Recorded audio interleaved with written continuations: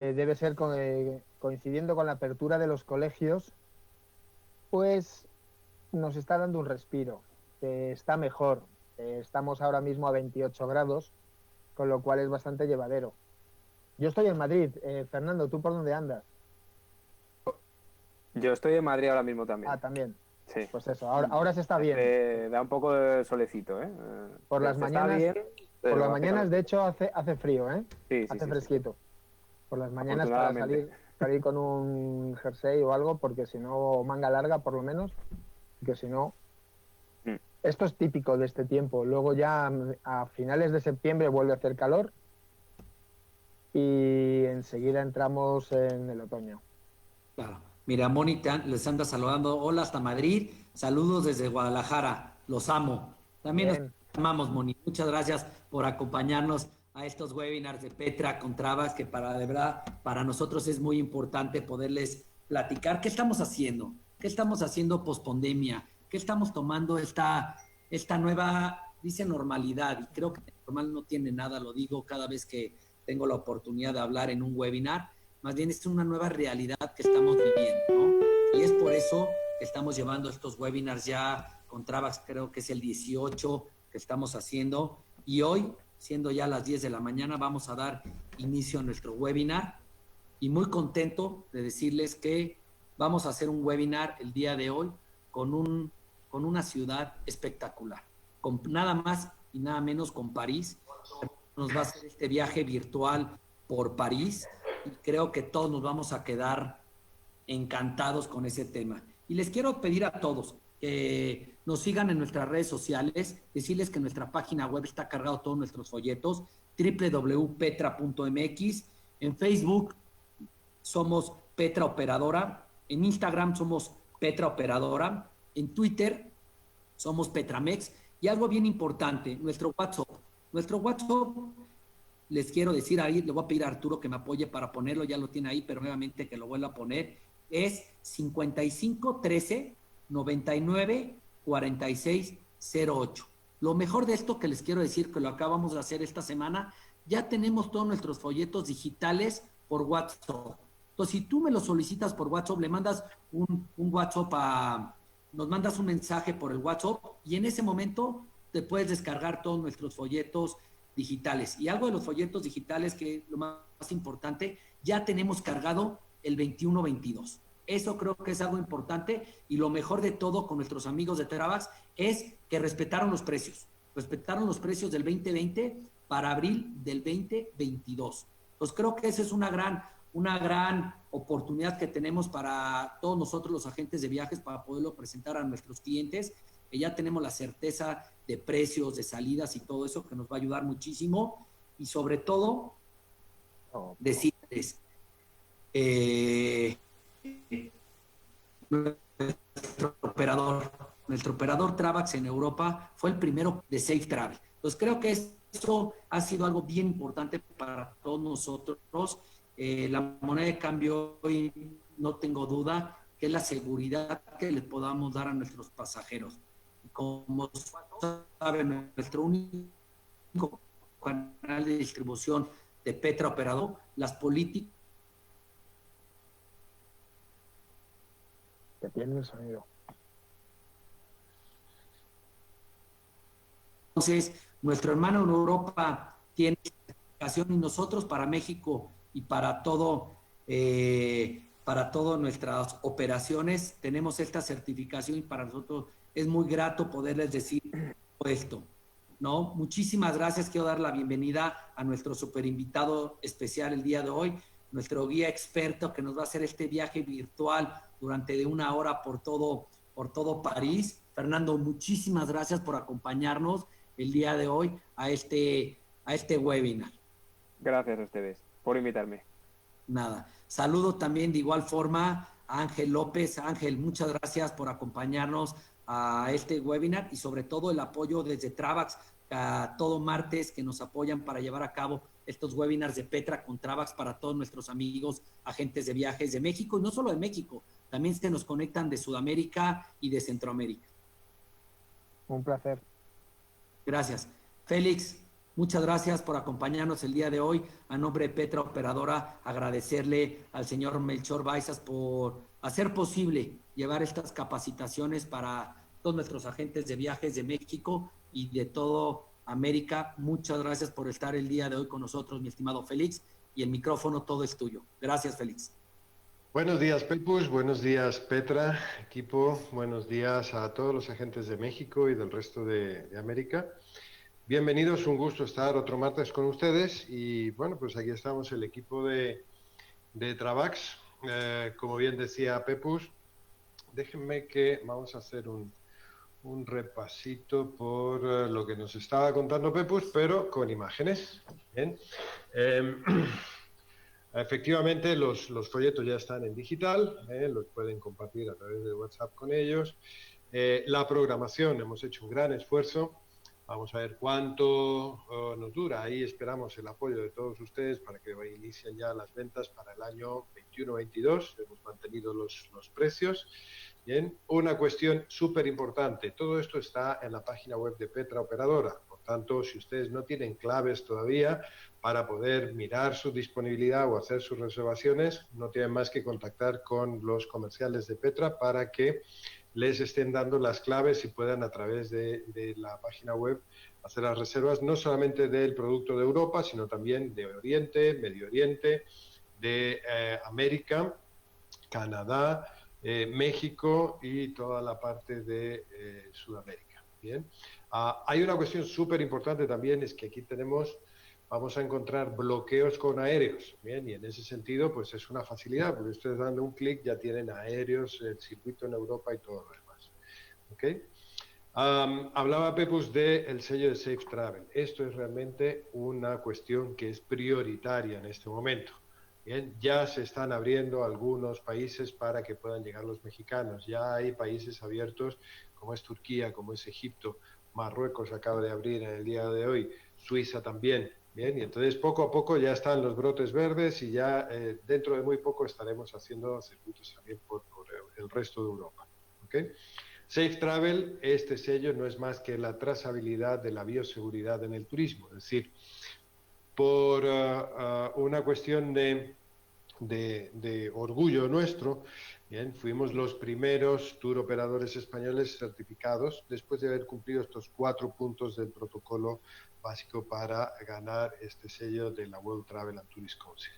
El primero fue la formación interna. Lógicamente todo nuestro personal, nuestras oficinas, se aplicaron todas las normas de bioseguridad establecidas por las autoridades españolas.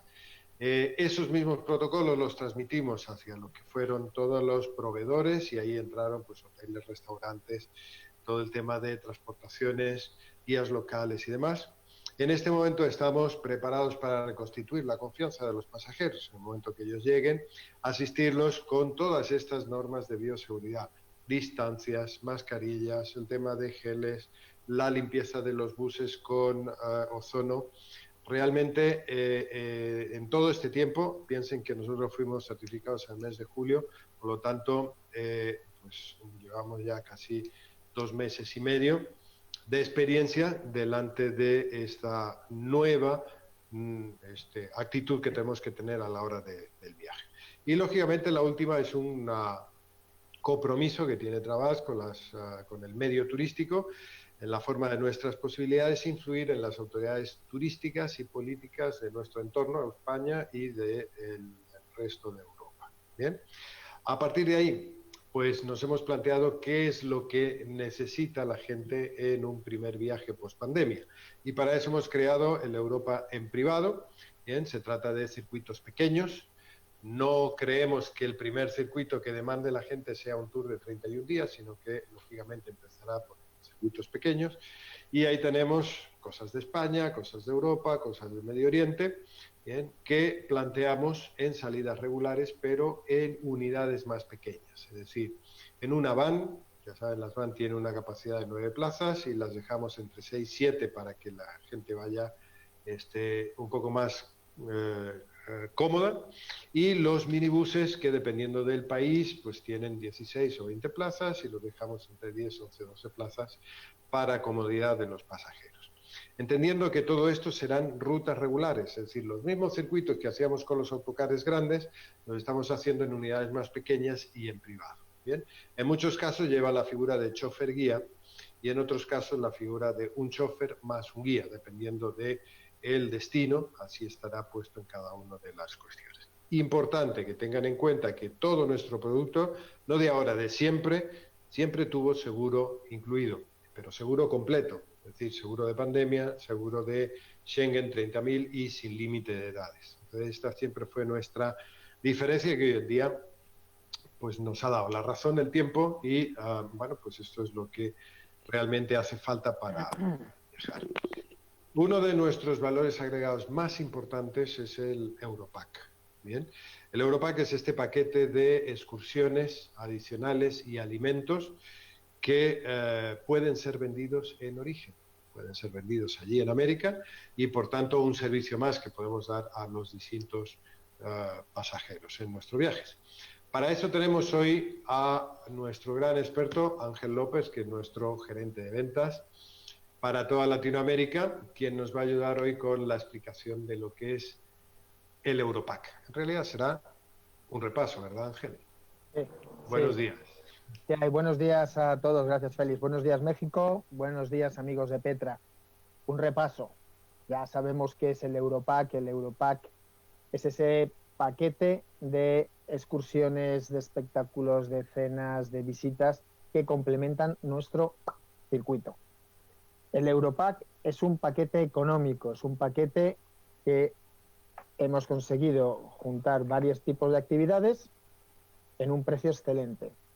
Con el Europack nuestros clientes ahorran dinero.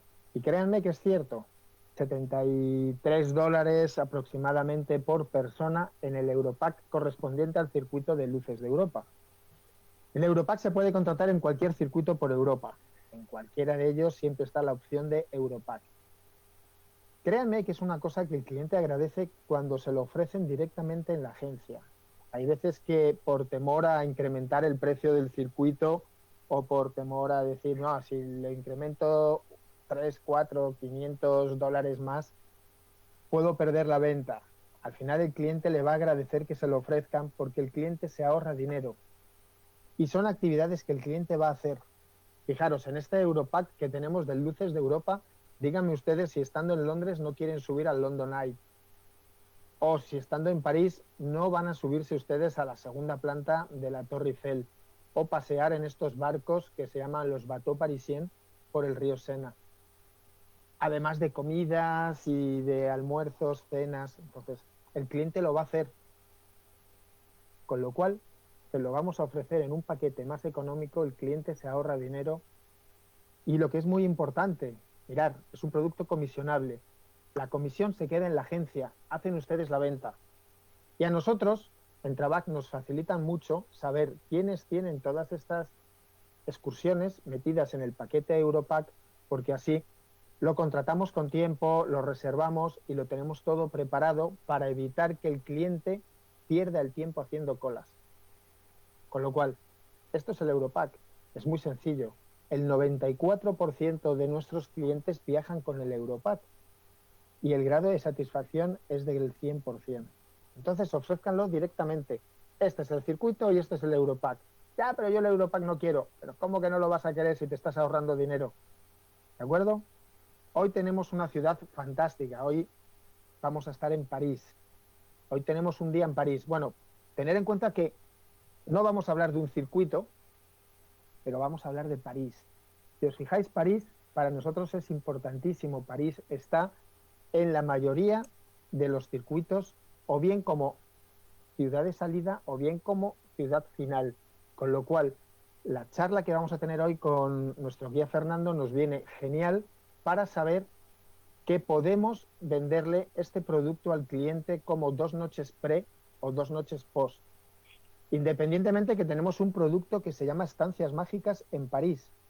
Este producto de Estancias Mágicas en París, el cliente viaja por su cuenta, viaja cómodo, viaja sin estar supeditado a unos horarios y a unos guías, pero con los traslados de salida, con el desayuno buffet incluido, con un city tour en esos autobuses de 2 plantas que se llaman hop-on, hop-off. Lo tiene todo. Hay un circuito fantástico que combinamos en tren bala Madrid, Barcelona y París. Fíjense que 3 ciudades, cómodo, 3 noches en cada ciudad. No es un abrir y cerrar maletas, ¿de acuerdo? Pero hoy toca hablar de París y como no tenemos a nadie mejor para deleitarnos que a nuestro guía Fernando. Fernando, yo sé que tienes mucho que contar y no quiero desvelar nada, así que allá te los dejo. ¡Viva México! Muchas gracias, viva México, claro, por supuesto. No sé si soy el mejor para contarlo, pero bueno, lo voy a hacer de la mejor manera posible. Voy a compartirlo primero mi pantalla. A ver si... compartir aquí. Ya la ven, ¿no? Ven ahí el dibujito de París. Bueno, pues buenos días a todos, ¿cómo están? Buenos días a México. Gracias por empezar el día con nuestras caras. Es algo a tener en cuenta. Soy Fernando, guía acompañante de Travax. Aquí seguimos tras las vacaciones al pie del cañón para llevarles a los sitios más bellos de Europa, tal cual lo haríamos y lo haremos cuando todo vuelva a la normalidad real. Y hoy les quiero llevar a un lugar que no necesita presentación porque es la ciudad más famosa y visitada de todo el mundo. Por eso está en todos nuestros tours, en casi todos, ¿no? En la gran mayoría. Y si eso es así es porque tiene muchas cosas que vale la pena ver y hacer, ¿no? Aunque sea una vez en la vida.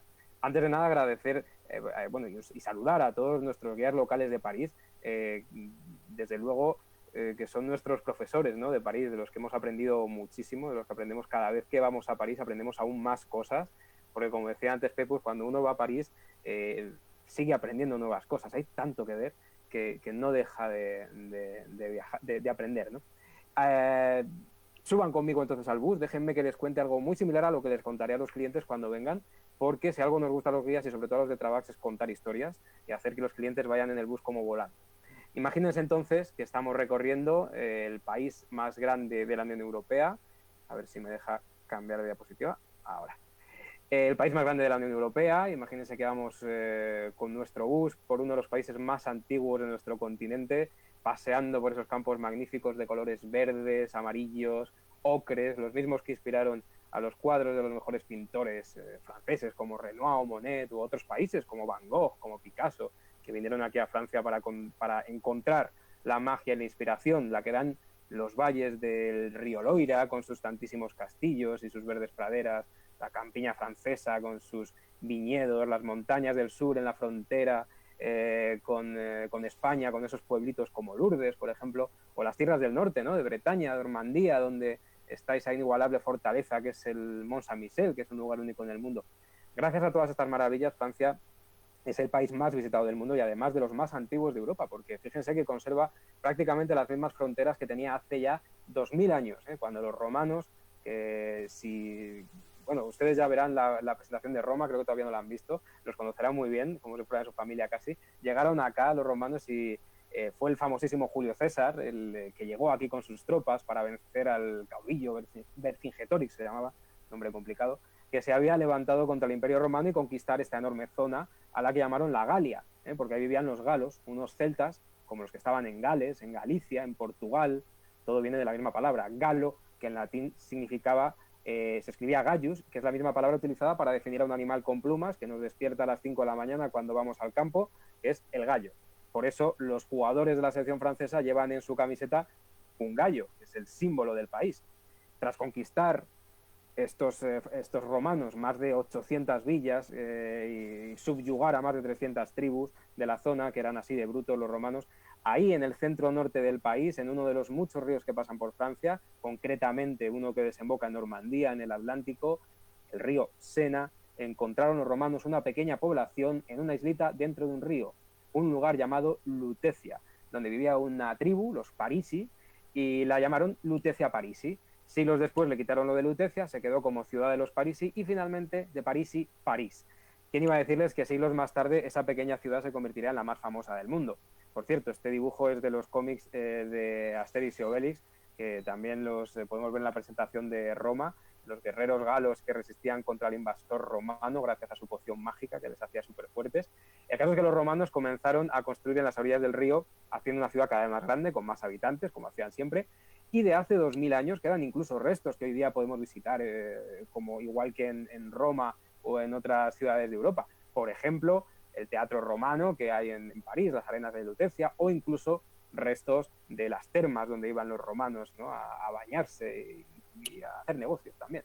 Bueno, como ya saben o ya sabrán, el Imperio Romano cayó a finales del siglo V, fue entonces el momento perfecto para que todas las tribus lucharan contra los romanos y las ganaran. Y la tribu o pueblo que venció a los romanos en París fue uno que venía del norte, de Holanda y Alemania, que eran los francos, que significa libres. Un pueblo que ya tenía muchos años y que había vivido casi libres con los romanos, porque los romanos les habían dejado tener sus propios reyes incluso. Así que este pueblo fue extendiéndose por toda la Galia. ¿Y qué nombre le pusieron? Pues el suyo, de francos, Francia. Uno de los primeros países en cristianizarse, por cierto, que de hecho se le conoció como hija mayor de la Iglesia, el reino más cristiano de Europa. Y a partir de ahí, esos francos tuvieron diferentes dinastías de reyes. Luego vinieron otras familias de reyes, que como pueden comprobar eran todos bastante feos, y fue creciendo y creciendo el país hasta lo que es hoy.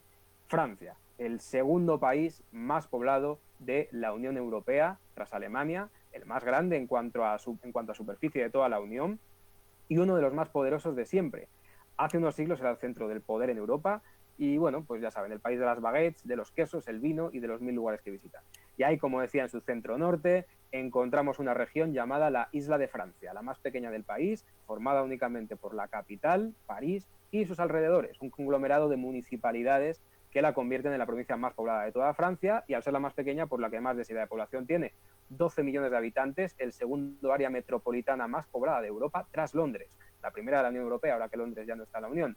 12 millones de personas que sobre todo trabajan en París, pero la mayoría viven en los alrededores, porque es más barato las afueras, porque si contamos solo los que viven dentro de la municipalidad de París, con su alcaldesa, que por cierto es española, tiene solo 2 millones de habitantes, lo que queda dentro de esa línea roja que ven, que es el periférico, una carretera circular que todos nosotros conocemos muy bien, porque la hemos recorrido millones de veces y siempre está atascada. Es lo único de París que no echamos de menos estos meses que no estamos viajando. Y dentro de ese periférico nos encontramos los 20 distritos de París. 20, cada distrito con su alcaldía, pero todos unidos por una alcaldía general. Una caracola, como ven, que sigue el sentido de las agujas del reloj, pero antiguamente iba al revés. El caracol era en sentido contrario, pero ¿qué pasó? Que en el distrito 13 caía justo ahí a la izquierda donde está el 16 ahora, y es un distrito donde ya vivían los ricos, al lado del bosque de Bolonia, en la frontera de París con el camino hacia el Palacio de Versalles, porque los ricos querían vivir más cerca de ese palacio, claro. Y lo que no querían era vivir en el número 13, ¿no?, de la mala suerte, así que lo cambiaron de sentido para que les tocara otro número más amable, les tocó el 16. Luego pasaremos por este barrio.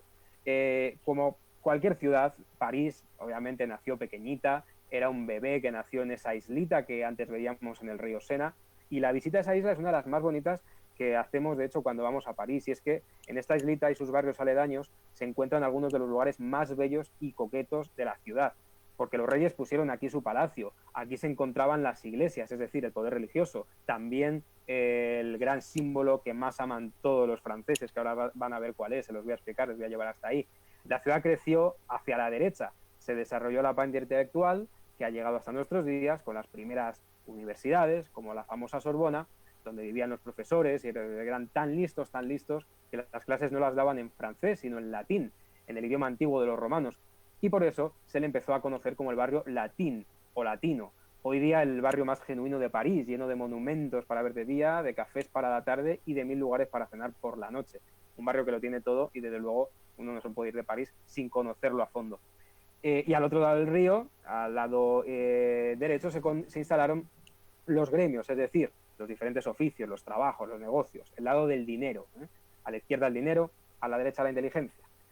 Y bueno, como decía, vamos a empezar nuestro paseo por el principio, por el lugar donde nace París, por esa isla de la ciudad, la Ile de la Cité, donde hay bastantes monumentos que ver, y es que yo siempre digo que París es una ciudad que para ir de un sitio a otro, en lo que normalmente se tardaría 5 minutos caminando, se tardan 50, porque uno no puede dejar de detenerse en cada esquina a observar todos los detalles de cada edificio, sus esculturas, estatuas, ventanas, colores. Todo en París está hecho a lo grande. Por eso organizamos siempre, para quien lo desee, visitas extras, ¿no? Con nuestros guías locales, que son espléndidos, para mí de los preferidos de los tours, nos reímos mucho con ellos y aprendemos mucho, como decía antes. Y esta es muy bonita porque imagínense que van de la mano ustedes de la persona que más quieren, porque París es la ciudad del amor, obviamente. Así que síganme, porque en esta isla, como les decía, y a pesar de la dificultosa calidad del subsuelo, ya que está en mitad de un río, se decidió en el año 1163, hace casi 1000 años, construir la mayor joya gótica que ha dado la humanidad, que es el primer monumento que yo creo que tenemos que ver, el más visitado de todo el mundo, que es la Catedral de Notre Dame, de Nuestra Señora.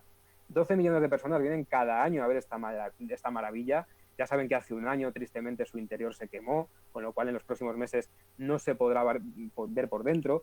Pero yo siempre digo lo mismo, la Catedral de Notre Dame es una maravilla, especialmente por fuera. Por dentro es muy bonita, evidentemente, pero tiene otras iglesias hermanas muy cerca que por dentro son muy parecidas. Sin embargo, por fuera es única absolutamente en el mundo, no hay otra igual. Es una de las catedrales del mundo que más historias cuenta solo observándola. Créanme que cuando hacemos el paseo con nuestros guías locales, la cantidad de historias y detalles que tiene cada rincón de las fachadas de la catedral da para hablar durante días y días. Yo siempre aprendo algo nuevo. Piensen que en el siglo XII, en plena Edad Media, cuando se hizo esta catedral, el obispo le dice al rey: somos una ciudad cada vez más grande, necesitamos un templo a nuestra altura, así que construyamos una enorme y preciosa catedral en honor a la Virgen, a Nuestra Señora, nuestra Dama, Notre Dame. Y lo que hicieron fue pues una auténtica Biblia en piedra, porque la gente de entonces no sabía leer ni escribir.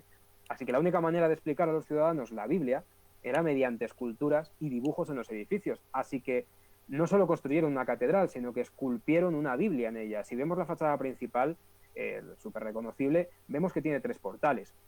En el medio vemos el del juicio final, con el arcángel San Miguel, que es el patrón de Francia, que ustedes verán en muchas iglesias y catedrales de esta zona de Europa, como el famoso Mont Saint-Michel, el Monte de San Miguel, y como ven, con el diablo y la balanza, decidiendo si merecemos ir al cielo o al infierno. Claro, así es como los poderes metían miedo a la gente, decían: si te portas mal, el diablo te llevará al infierno. Como ahora la policía te dice: si haces algo mal, vas a la cárcel. O sea, entonces hacías así. Y a los lados de esta puerta central, la puerta de la Virgen y la de Santa Ana, que son las dos de alrededor, ¿no?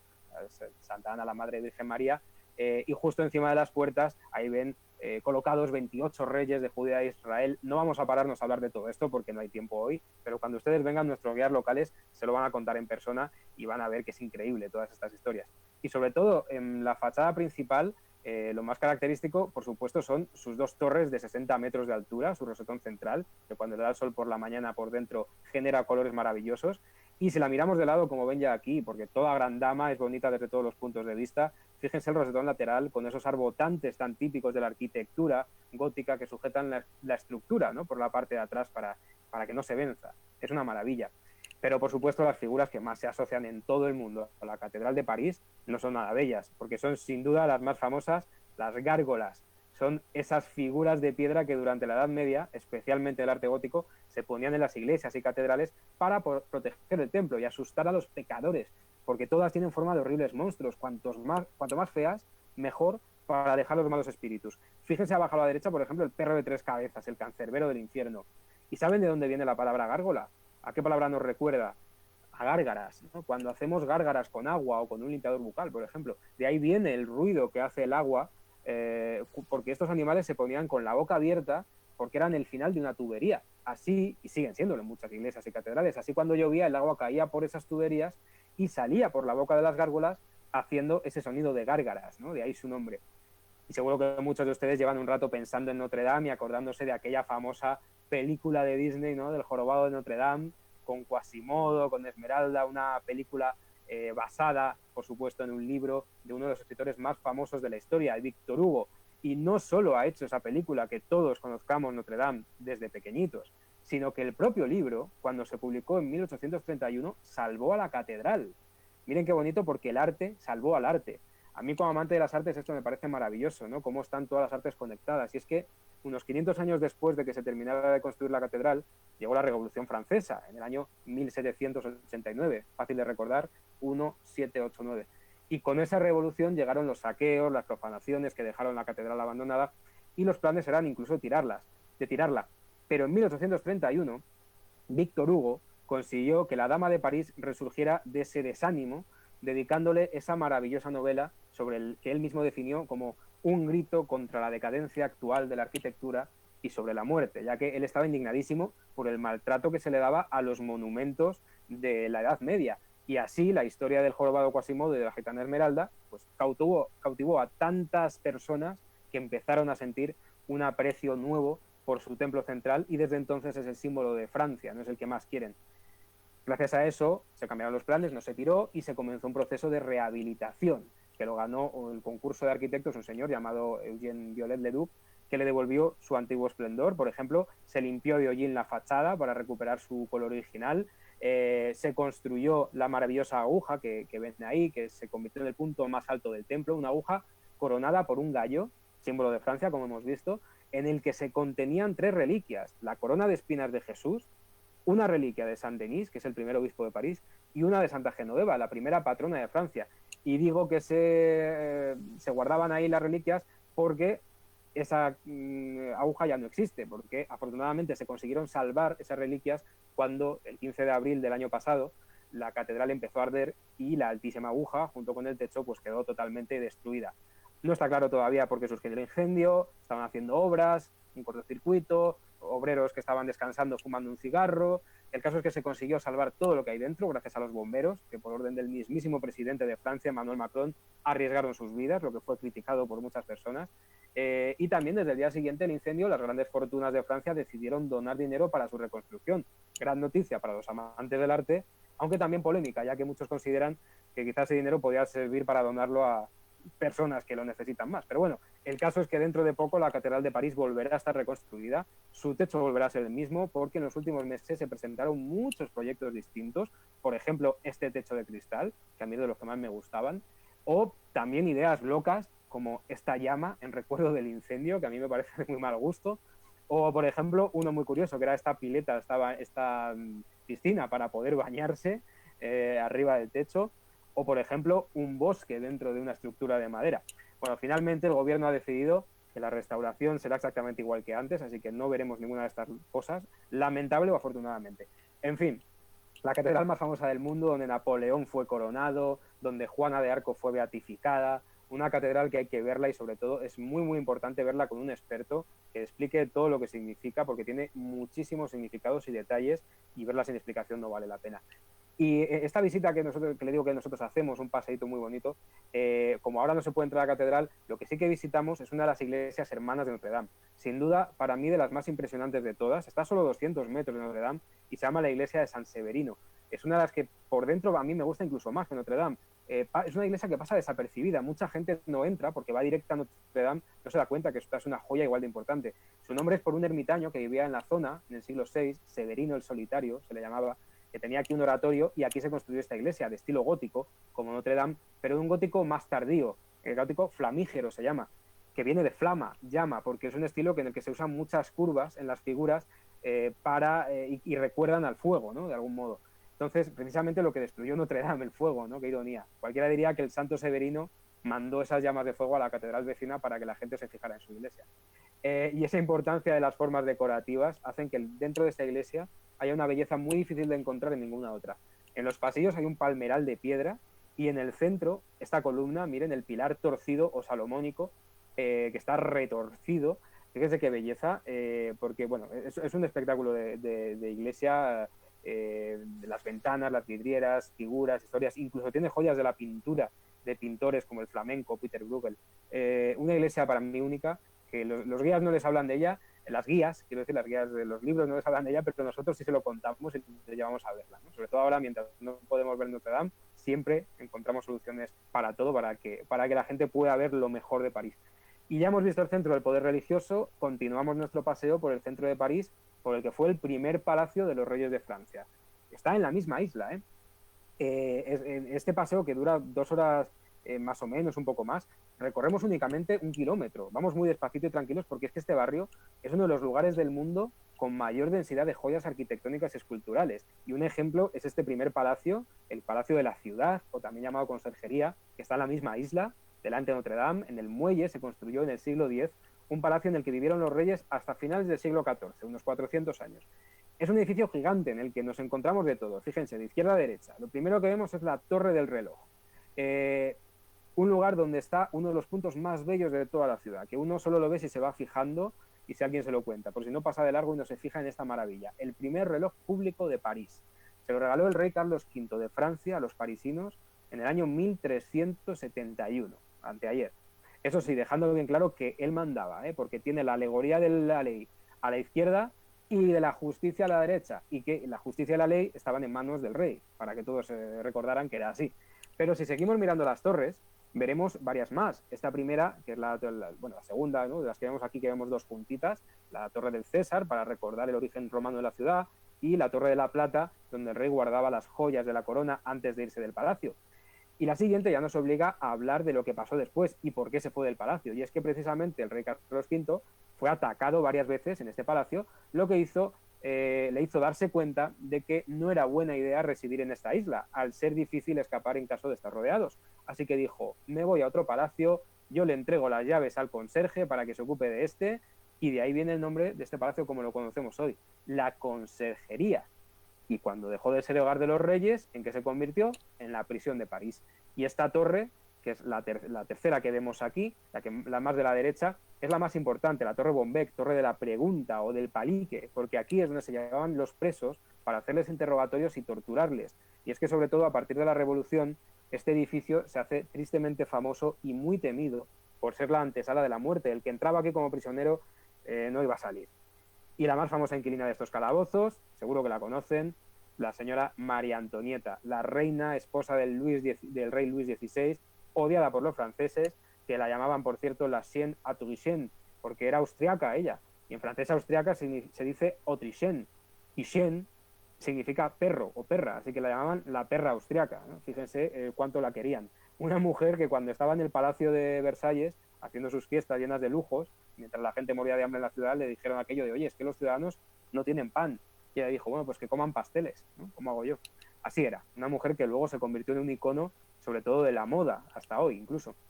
Pero claro, ese despotismo de los reyes, sumado a la pobreza del pueblo, hizo estallar la revolución en 1789 y el rey fue ejecutado y su esposa María Antonieta encarcelada durante 75 días en condiciones indignas, con continua vigilancia tras un biombo, como pueden ver en este dibujo, con los soldados, sin intimidad, hasta que se le hizo un juicio muy extraño, que incluso se le obligó a su hijo de 8 años a declarar y decir cosas verdaderamente horribles contra ella para encontrar una justificación a su ejecución, y se la trató tan mal que se cuenta que entró en la prisión con su gran belleza, con sus 38 años de edad, y salió a los 75 días camino de la guillotina con el pelo totalmente blanco, tremendamente envejecida.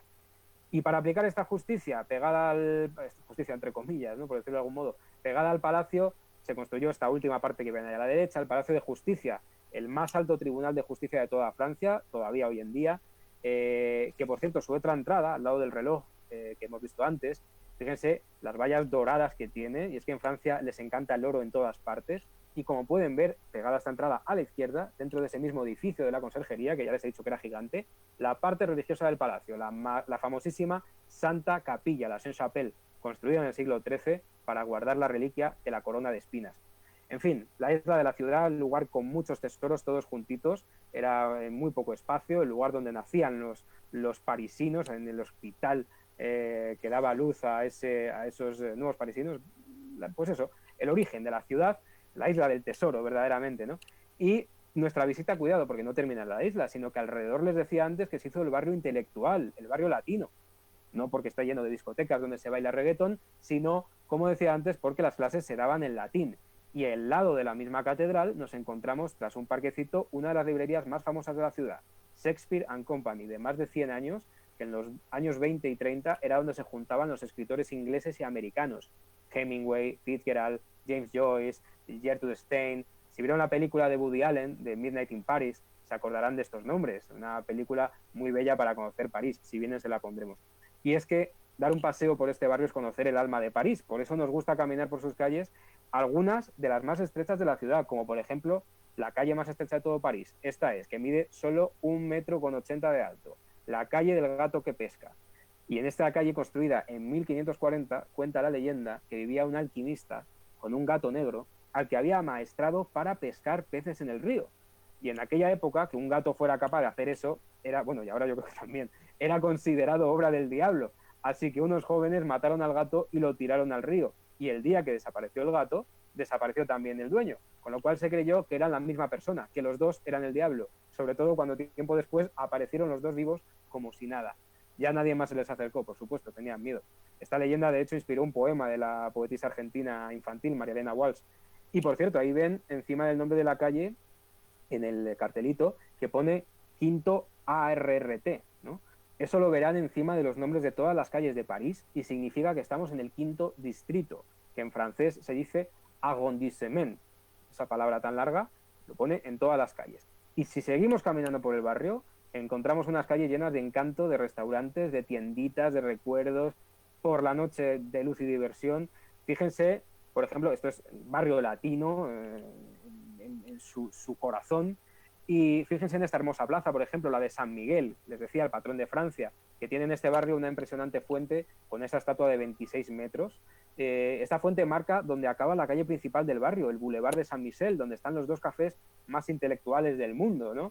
El Café de Flore y otro café llamado Le Deux Magots, los lugares donde se pasaban las tardes grandes artistas y filósofos como Picasso, Hemingway, la pareja de Simone de Beauvoir y Jean-Paul Sartre, Truman Capote, Ernesto Sábato. Aún hoy sigue siendo el lugar donde se unen el mundo de las artes, la moda y la política.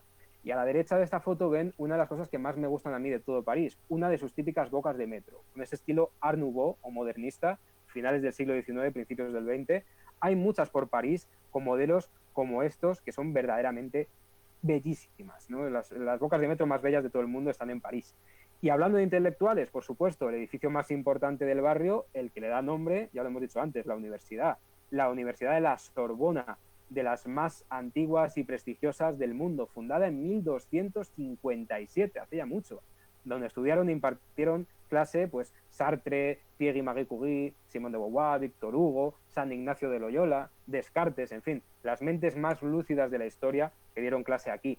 Y muy cerquita del enorme edificio de la universidad veremos dos puntos muy importantes de esta orilla izquierda del Sena, que veremos desde nuestro bus siempre en la panorámica cuando venimos a París.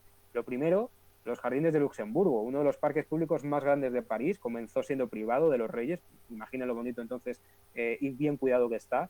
En estos jardines, en la novela de Víctor Hugo, Los Miserables, hoy uno de los musicales más famosos del mundo, es donde Marius conoce a Colette, que era la hija de Jean Valjean, y se enamora locamente de ella, justo en estos jardines. Y aquí en este jardín, como ven a la derecha, se encuentra una de las dos estatuas de la libertad que hay en París, como la de Nueva York, pero más chiquitita.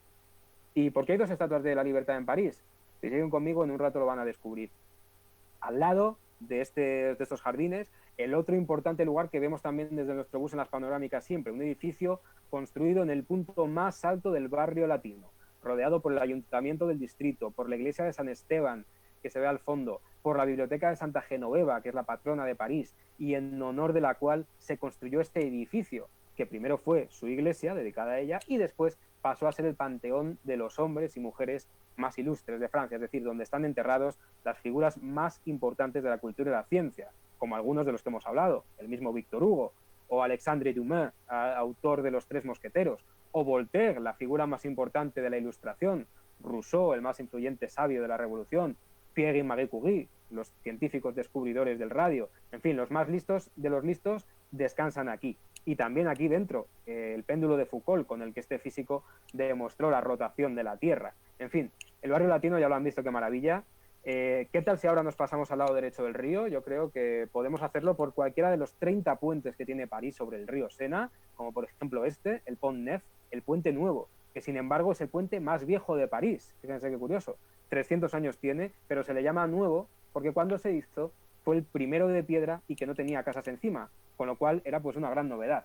Si lo cruzamos, lo primero de todo que vamos a ver son los famosos buquinistas de París, los vendedores de libros antiguos y baratos que trabajan en estas cajitas verdes colocadas en el río, a lo largo del río, ¿no? Pegado a la orilla. Venden libros, postales pintadas, pósters, calendarios, es de lo más típico de París.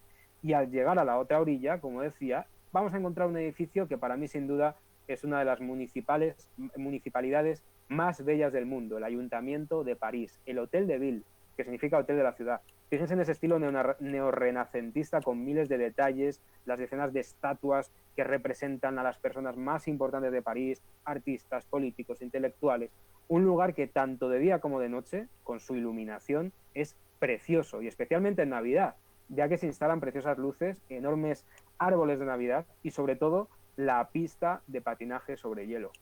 Y en esta orilla derecha, lo siguiente que encontramos muy cerquita de este ayuntamiento, de la municipalidad, es otro palacio. Y es que Francia es el país de los palacios. Antes hemos conocido el de la conserjería, y hemos dicho que Carlos V se lo dejó al conserje porque se fue a otro, que está muy cerca, también pegado al río, pero en la otra orilla. Un palacio más grande y más seguro, el Palacio del Louvre, que antiguamente era como aparece a la derecha. Y dijo el rey, bueno, pues voy a reformarlo un poquito, voy a redecorarlo a mi gusto, y durante su reinado y el de los siguientes reyes se dedicaron a poner este palacio bonito, convertirlo en un edificio renacentista, imagínense, con todas las obras de arte de la colección real, los cuadros, las esculturas, un edificio siempre en movimiento y con continuas reformas, hasta que a finales del siglo XVII, un rey, que fue el más poderoso de Francia, un tal Luis XIV, decidió que este palacio estaba demasiado cerca de la plebe, de la gente de a pie, y quería que era mejor hacerse una casita sencillita a las afueras de París. Luego les voy a llevar a ese lugar, pero antes, ¿qué pasó con este Palacio del Louvre cuando se fue el rey? Pues que se empezaron a instalar las distintas academias de las artes, pintura, escultura, y con los años fueron pasando cosas, sobre todo con la Revolución Francesa de 1789, en el siglo XVIII, un siglo llamado el de las luces, de los más importantes de la historia de la humanidad, cuando nace la Ilustración, el movimiento cultural e intelectual que pretendía, como decían los ilustrados, disipar las tinieblas de la ignorancia de la humanidad mediante las luces del conocimiento y la razón, fíjense. Es decir, hablando un poco más lenguaje llano, seguir la razón humana y la ciencia y no a la fe y la superstición.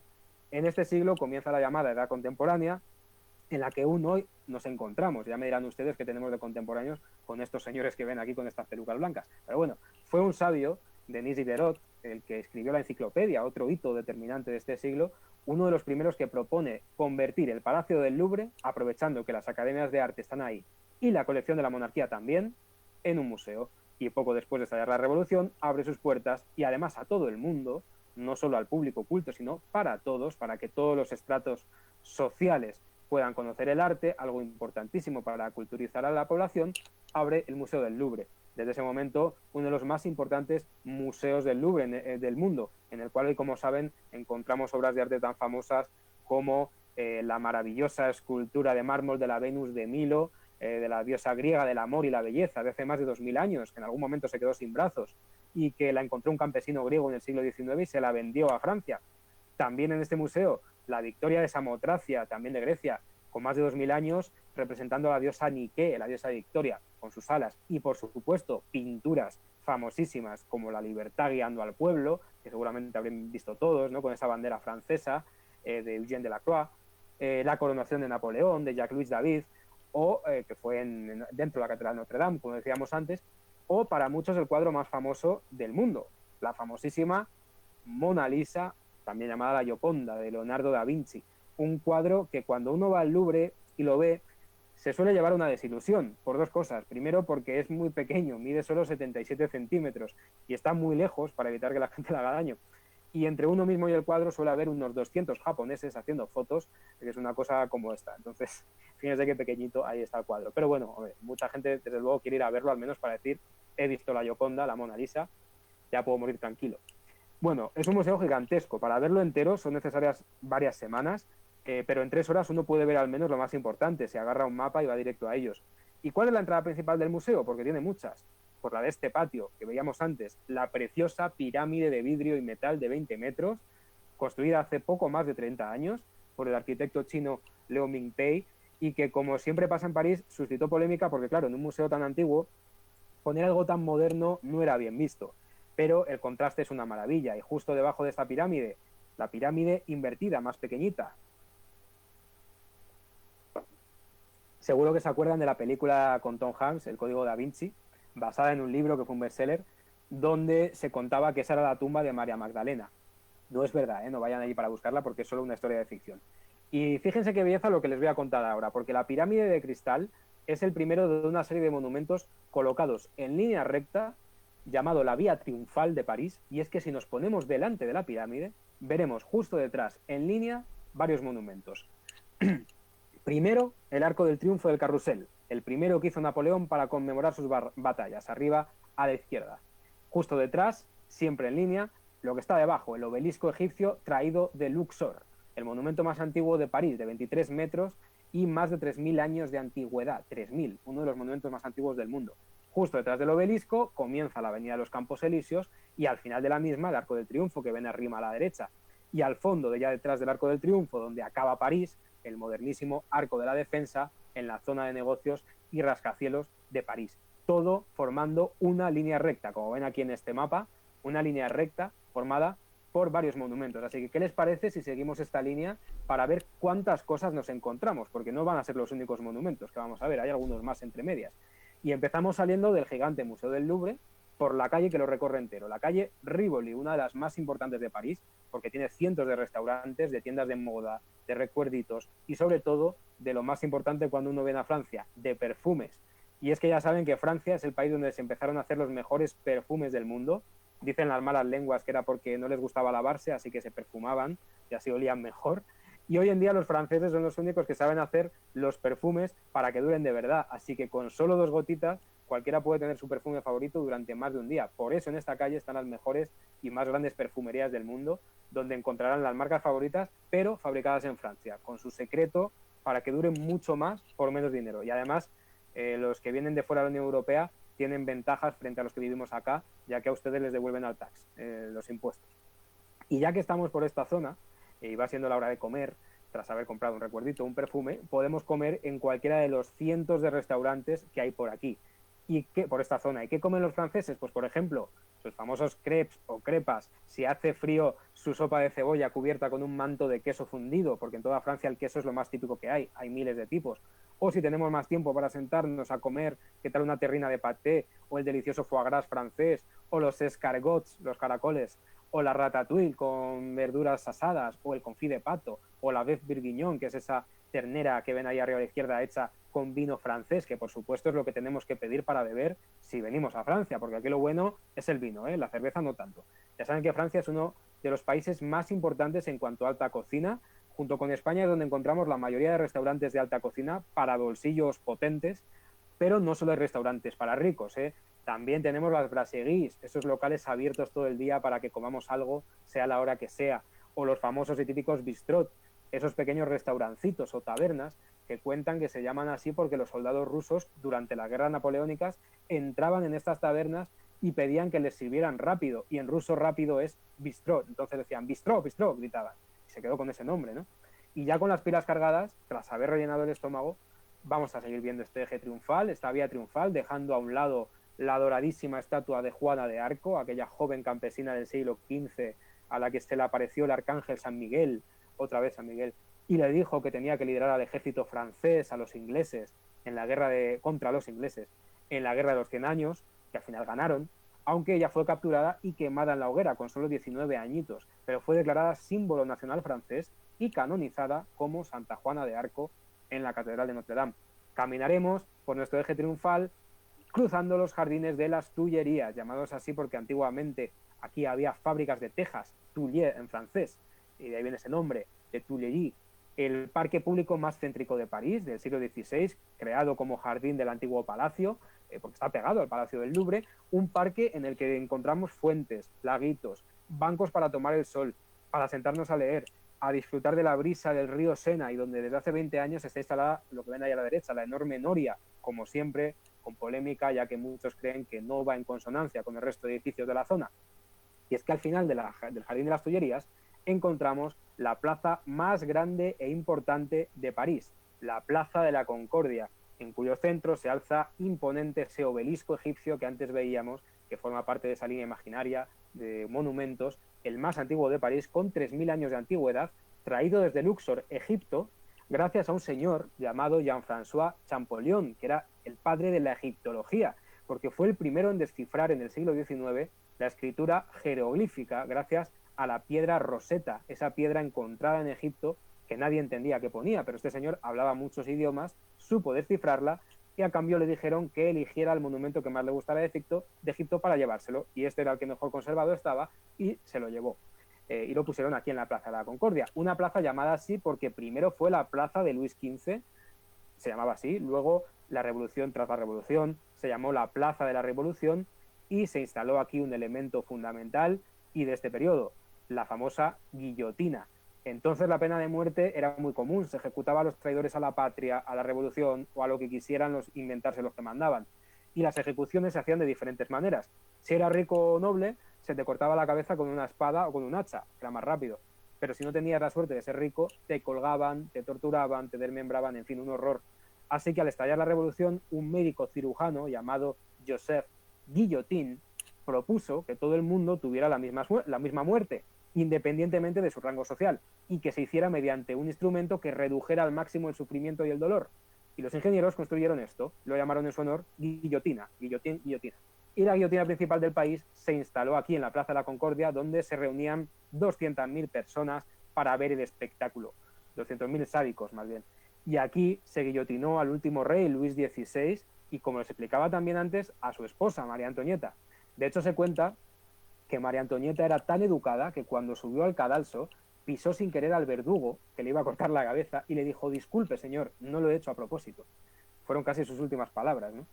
Y tras tantísimos muertos en esta plaza, tanto en la guillotina como en las diferentes guerras, se decidió poner el nombre de la Plaza de la Concordia. Una plaza con dos hermosas fuentes, aquí tiene una de ellas, la de los mares y la de los ríos, y que está rodeada por hermosos edificios como el Hotel Crillon, que vemos ahí al fondo a la izquierda con la bandera francesa, uno de los hoteles palaciegos más lujosos del mundo, donde, por cierto, María Antonieta daba clases de piano. Y es que hace más de 100 años se convirtió en un hotel frecuentado por muchísimos famosos que vienen aquí a París. Los cantantes, los actores siempre se hospedan aquí. Y en la esquina derecha del hotel, en esa calle donde ven que entran los coches, el restaurante más famoso y caro de París, el famosísimo Maxims, hoy en día propiedad del diseñador Pierre Cardin, desde hace 200 años el restaurante preferido de las altas esferas. Hasta los nazis, cuando ocuparon París, era su restaurante preferido, el de los oficiales, ¿no? Les gustaba siempre comer y cenar ahí. Y dirán, ¿qué es eso que hay ahí al fondo con tantas columnas en esa misma calle que les digo? Pues se lo voy a decir, es esto. No estamos en Grecia, no es el Partenón de Atenas, es la iglesia de la Madeleine, de la Magdalena, dedicada a María Magdalena, del siglo XVIII, siguiendo el nuevo estilo del neoclasicismo que pretendía volver a la época clásica, la de los griegos y los romanos.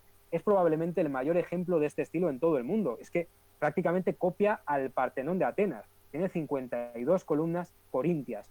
Y en esta iglesia se han celebrado funerales de personajes muy importantes, como en 1849 el del pianista más famoso que ha existido, yo creo, Frédéric Chopin, que era polaco, pero murió aquí en París.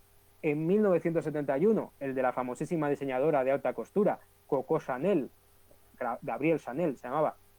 Y hace 3 años, en 2017, las calles de París se llenaron de cientos de miles de personas, algo increíble, muy emotivo, para seguir el cortejo fúnebre hasta la iglesia de un señor que para muchos franceses es más importante que todos los presidentes juntos. Si hay algún amante aquí del rock and roll como yo, lo conocerá. Un señor llamado Johnny Hallyday, que era el cantante más importante del siglo XX en Francia, más respetado que cualquier presidente, de los mejores rockeros de la historia, y que tuvo un funeral con cientos de miles de personas hace 3 añitos, cuando falleció. Y ya que vamos siguiendo un eje de monumentos en línea, fíjense, porque a este eje triunfal por el que vamos, le corta perpendicularmente otro, el que forma esta iglesia de la Madeleine con el edificio que tiene enfrente, al otro lado del Sena, un edificio casi hermano, el Palacio de Borbón, más conocido como la Asamblea Francesa. Es decir, donde se sientan, atención, 577 diputados y diputadas a hacer como que trabajan y piensan de qué manera arruinar a los ciudadanos. Hacen falta 577 personas solo para esto en Francia. Y digo edificio casi hermano porque ven que se parece mucho al que ya existía, es decir, a la iglesia de la Madeleine. ¿Por qué se parece tanto? Porque Napoleón mandó construir esas columnas en la fachada del palacio, que ya existía detrás, para que quedara en línea con la iglesia de la Madeleine y pareciera que la iglesia se estaba mirando en el espejo. Así podemos ver cómo justo ambos edificios están enfrentados, eso sí, con el Sena y con la Plaza de la Concordia de por medio. Y ahí nos habíamos quedado, en la Plaza de la Concordia, que al ser la más grande de París es siempre el punto donde se hacen los grandes desfiles, por ejemplo, cuando viene el presidente de Estados Unidos, siempre se hace un gran desfile. Y es que el presidente Emmanuel Macron y el presidente Donald Trump tienen una gran amistad. Debe ser que porque ambos echan la misma cantidad de maquillaje y tienen ese mismo color naranja extraño en la cara. Pero no, fuera, vamos a quitarlos de aquí, no vamos a hablar de estos dos ahora. El caso es que en una esquina de esta plaza está la Embajada de Estados Unidos, justo pegada al Hotel Crillon, que veíamos en esa bonita pintura, como era la plaza hace 200 años. Justo después ven que hay una zona arbolada donde se esconde el palacio donde vive precisamente el presidente de Francia, el Palacio de Elíseo, que está escondido entre los árboles y no dejan verlo a los visitantes.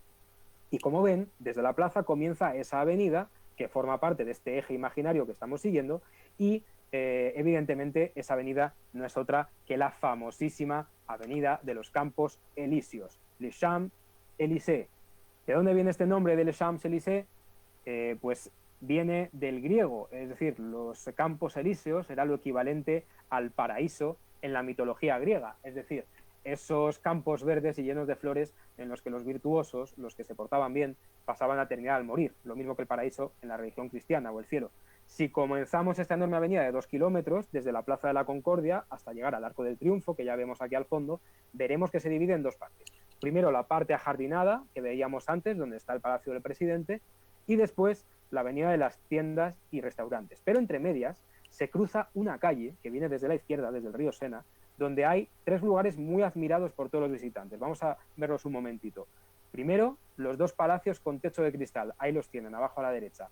El Gran Palacio y el Pequeño Palacio. Ambos construidos para albergar la Exposición Universal de 1900. Son una auténtica delicia para los ojos. En el grande se encuentran las salas de exposiciones temporales, el Museo de Ciencia, y el pequeño es la sede del Museo de Bellas Artes de París, ambos de estilo ecléctico, es decir, que combinan diferentes estilos, como pueden ver, para hacer 2 cosas absolutamente preciosas. Y ambos forman un trío con otro gran monumento a sus pies, el puente más bello que hay en la ciudad de París, sin duda alguna, el puente de Alejandro III, construido al mismo tiempo que los 2 palacios. Ahí lo ven al fondo, el Gran Palacio. Está dedicado al zar de Rusia, Alejandro III, para demostrar la amistad también entre los 2 países, y se convirtió en el gran símbolo de la Belle Époque, esa bella época de paz en Europa desde las últimas décadas del siglo XIX hasta la Primera Guerra Mundial de 1914. Fíjense, cuando todos se querían mucho, todos los países estaban in love, y antes de ponerse otra vez a luchar entre ellos. Fíjense qué maravilla, esas farolas, esas estatuas tan imponentes. Aquí vienen muchas parejas de recién casados a hacerse fotos, porque es el puente más romántico del mundo. De hecho, cuando se pasa por debajo en barco, es obligatorio besar a la persona que uno tiene al lado, ¿eh? Da buena suerte. Y es que, como ven, alrededor del río hay muchísimos monumentos de todas las ciudades del mundo. París es la que tiene más monumentos importantes pegados al río. Por eso, sin duda, la ciudad que más vale la pena subir a un barco es París. Por eso una de las actividades que incluye Travax siempre en su Europack, como antes explicaba Ángel, es el paseo en barco por el Sena, de algo más de 1 hora de duración, desde la Torre Eiffel hasta Notre Dame, ¿no? Que lo ven ahí en el barco. Se ven todos esos monumentos maravillosos de la manera más relajada y romántica posible. Y por cierto, este puente, el puente Alejandro III, fue de las primeras construcciones del mundo hechas con piezas que fabricaban en otro lugar y traían poco a poco con grúas. ¿Por qué? Porque la Municipalidad de París pidió a los constructores que durante la construcción no se tapara las vistas de lo que ahí ven al fondo, ese impresionante edificio en la otra orilla, con ese techo de oro, el Palacio o el Hotel de los Inválidos, esa cúpula dorada impresionante, creado en el siglo XVII por orden de Luis XIV como residencia real para los soldados y militares retirados o heridos en combate. Fíjense cómo brilla, pero hoy en día sobre todo es conocido porque aquí dentro reposan las cenizas del mismísimo Napoleón en esta gigantesca urna.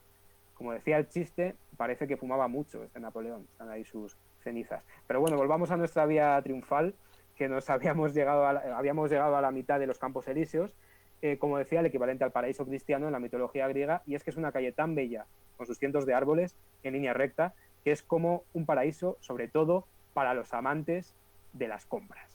Con sus cientos de tiendas lujosas, sus restaurantes, es la calle del lujo de París. 2 kilómetros interminables de marcas, tanto de lujo como de prêt-à-porter. Louis Vuitton, Dior, Chanel, Hugo Boss, Hermès, Ralph Lauren, Armani, Versace, Swarovski. también tiendas más baratas para todos los públicos como Zara, H&M, Gap. También está la tienda oficial de París, del Paris Saint-Germain, o el equipo de fútbol, o la tienda oficial de Renault con sus bólidos de carreras. En fin, cientos de tiendas y lugares brillantes. Y lo mismo con los restaurantes. Aquí nos encontramos restaurantes como el mítico Fouquet's, que ven aquí abajo a la izquierda, donde vienen a cenar grandes artistas y políticos, y donde se celebra la cena de los premios César, que son los Oscars del cine francés.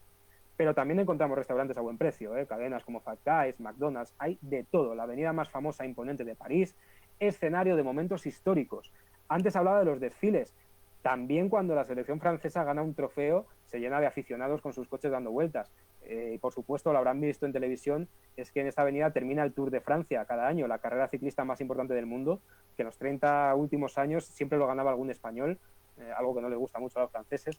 De hecho, el que más veces lo ha ganado es un español, Miguel Indurain, 5 veces, y aunque el último en ganarlo fue un colombiano, Egan Bernal. Si quieren ver paisajes de Francia estos días, se está disputando la edición 2020, que seguro que en América los retransmiten también, y pueden ver todos los paisajes de Francia y verán que el próximo domingo día 20 termina la última etapa aquí, en los Campos Elíseos. Pueden aprovechar para verlo. Próximo domingo 20. Y, por supuesto, en esta avenida tuvo lugar el feliz y ansiado desfile de la victoria por la liberación de París en 1944, que ven abajo. París había sido tomada por los nazis años antes y gracias a los momentos épicos como el desembarco de Normandía y, por supuesto, la ayuda de los republicanos españoles, muy importante, se consiguió vencer a los nazis en París y se hizo un precioso desfile que acabó ¿dónde? Pues al final de la avenida, donde ya saben que se encuentra uno de los símbolos de París, el Arco del Triunfo, mandado construir por Napoleón. Ahí estaba el gallito de la sección francesa, mandado a construir, como no, por Napoleón, terminado 30 años después, símbolo máximo de sus victorias en guerra. Y es que Napoleón fue de los más inteligentes estrategas de guerra que han existido nunca, admirado por todos, ya que consiguió hazañas bélicas tremendas. Lo que le llevó a intentar ocupar toda Europa no le dio tiempo a hacerlo porque los ingleses le derrotaron en Bélgica en la batalla de Waterloo y ahí se acabó su gloria. Pero durante los 15 años que fue el máximo mandatario, llenó París de monumentos como este, el Arco del Triunfo más famoso del mundo, y eso que hay muchos. Aquí lo ven con sus cientos de estatuas. No les voy a contar qué significa cada una, tendrán que venir para que se lo expliquemos, porque cada una tiene un significado. Y debajo se encuentra una llama siempre encendida, la clásica tumba al soldado desconocido, por todos los que dieron su vida por la patria. Y si han visto o van a ver la presentación de Roma, en el Foro Romano verán que había un par de arcos, el de Constantino y el de Tito, que estaban perfectamente conservados, pues el que diseñó este Arco de Triunfo se inspiró en ellos, porque Napoleón era fan absoluto de los romanos, porque fueron los grandes conquistadores, como quería ser él, y mandó construir este arco porque prometió a sus soldados que volverían a casa bajo arcos triunfales, como hacían los emperadores romanos. Antes hemos empezado nuestro camino por el eje triunfal con el Arco del Carrusel al lado del Louvre, y lo terminamos en este mucho más grande, 50 metros de alto, 45 de ancho, es enorme. De hecho, se puede subir arriba pagando una entrada. Eso sí, mucha gente cuando llega a la plaza en la que se encuentra piensa, ¿y esa gente que hay ahí arriba cómo ha subido? Algunos cometen el acto suicida típico parisino, que es intentar cruzar la plaza hasta llegar al centro. No lo hagan nunca, porque morirán atropellados. Hay unos pasos subterráneos que llegan al centro de la plaza justo bajo el arco. Es la manera de entrar al arco, ¿vale? No hagan locuras. Porque el arco se encuentra, como ven, en mitad de la plaza Charles de Gaulle, que fue el general francés artífice de la victoria contra los nazis, después presidente de Francia, aunque todo el mundo la conoce como la plaza de l'Étoile, es decir, plaza de la estrella, porque de ella salen un total de 12 avenidas, un montón, ahí las ven todas abajo a la derecha. Imaginen lo grande que es esta plaza, y entre esas avenidas, por supuesto, los Campos Elíseos. Miren qué curioso, porque el tráfico de coches en ella es muy loco, y es que es una de las pocas glorietas del mundo en la cual los coches que entran por las avenidas tienen preferencia ante los que están ya dentro dando vueltas. Eso a veces genera malentendidos, algún que otro golpecito, con su correspondiente bronca, y por eso las compañías de seguros siempre excluyen de sus pólizas los accidentes ocurridos dentro de esta plaza. Y bueno, ya hemos llegado al final de nuestra vía triunfal, hemos visto el barrio donde nació la ciudad, su catedral, el primer Palacio de los Reyes, la Conserjería, el del Louvre, pero antes de que se nos haga de noche y veamos iluminados los pocos monumentos que nos queda ya para terminar esta visita de París, una visita express, querríamos saber cuál es el tercer Palacio de los Reyes de Francia, ¿no? Después de la Conserjería, después del Louvre, ya hemos dicho que se fueron de esos palacios, y esto fue decisión, antes decía, de Luis XIV, el más poderoso y famoso rey de Francia, apodado el Rey Sol, porque el sol era el símbolo del orden, de la regularidad, del esplendor. Este señor tan poderoso, en 1660, decide reformar el pabellón de caza que su padre, el rey Luis XIII, se había montado en un pueblito a 15 kilómetros de París llamado Versalles. Y dijo, casi mejor que hago una reformita, construyo unos cuantos edificios más, un jardincito, me voy a vivir todo el año. Algo sencillito. Y de esa idea surgió esto, el palacio más impresionante y famoso del mundo, Versalles. Como ven, se hizo algo humilde, solo 700 habitaciones, 350 chimeneas, 2.500 ventanas, imagínense para limpiar todos esos cristales, 67 escaleras, 500 espejos por toda la casa para mirarse uno a ver si iba guapo, luego un auditorio de ópera, salas de baile, en fin. Que no se hiciera una sala de cine porque aún no existía el cine, que si no también. 67.000 metros cuadrados en total abarca el palacio y los jardines que son la envidia de todos los palacios del mundo, y es que todos los palacios que se construyeron después se hicieron imitando la grandeza de Versalles, por dentro y por fuera. Para visitar todo esto hacen falta unas cuantas horas. Nosotros siempre ofrecemos esa visita opcional con nuestro guía local de todo el recinto, una visita que además incluye todo lo necesario para que el cliente solo se encargue de disfrutar. Se incluye el traslado de ida y vuelta desde el hotel, porque tengan en cuenta que ir a Versalles en transporte público es bastante complicado, hay que tomar varios transportes. Se incluye la explicación de todo el palacio y de los jardines para entender todo lo que estamos viendo. Se incluye una radio para cada persona, para escuchar bien al guía, la entrada a los jardines, es entrada aparte, y lo más importante, sobre todo, de la entrada, sin hacer filas al palacio por dentro, porque allí se hacen unas filas kilométricas de hasta 2 horas esperando al sol o al frío. Nosotros siempre conseguimos reservar entradas para que los clientes lleguen y entren directamente sin ningún tipo de fila. ¿Y qué van a ver dentro? Pues obviamente todas las maravillas que esconde el palacio. Los aposentos de los reyes, conocerán de la mano de los guías locales todas las historias, los cotilleos, los chismes sobre los reyes, sus amantes, estas cosas que son muy divertidas. Por ejemplo, verán la puertecita en la habitación del rey por la que se escapaba el rey por las noches para irse de juerga. Verán sus salones de baile, sus comedores y, por supuesto, su sala más famosa, la Galería de los Espejos, hecha para deslumbrar a todos los visitantes, con más de 350 espejos, una galería donde, por ejemplo, se casaron Luis XVI y María Antonieta, o donde se firmó el Tratado de Versalles, que ponía fin a la Primera Guerra Mundial en 1919. En fin, Versalles es uno de los lugares más visitados de todo el mundo. Toda persona que va a París y va al Palacio de Versalles, no conozco a nadie que haya ido a París y no haya ido a Versalles, por eso recomiendo que pasen varias horas aquí para quedarse maravillados. Así que volvemos a París por la zona noroeste, donde se encuentra el Bosque de Bolonia, ese distrito 16 que antes les decía que es el de los ricos. De hecho, vamos a pasar por delante de las casas de algunos de los personajes más importantes de la sociedad parisina. Por ejemplo, la casa de Carla Bruni y Nicolas Sarkozy, ya saben, la bellísima modelo y cantante italiana que se casó hace unos años con el Chaparrito, expresidente francés. Un ejemplo de que incluso para los que no tienen mucha estatura también pueden conseguir una mujer imponente. O eso, o por su dinero y su poder, no estoy muy seguro, pero ahí siguen casados y aparentemente felices. También en este distrito vamos a encontrar, de camino de vuelta de Versalles, dos de los estadios más importantes de París. El Parque de los Príncipes, sede del Paris Saint-Germain, un equipo que nunca fue grande hasta que hace unos años lo compró un árabe con mucho dinero y lo ha convertido en el mejor equipo de Francia, gastándose millones y millones con los mejores jugadores como Neymar, con el que pagaron 222 millones de euros. Hace unos días casi consiguieron ser campeones de Europa, quedaron segundos al final. Hay que decir que no es un estadio muy bonito, como por ejemplo el Bernabéu del Real Madrid, que sí que es muy bonito, sí vale la pena verlo, pero bueno, está en este barrio y yo se lo cuento. También en este barrio, este otro gran estadio a la derecha, pero de tenis, las pistas de Roland Garros, ya saben, uno de los 4 torneos importantes del tenis, de los 4 Grand Slam. En este estadio es el Palacio del Rey de París.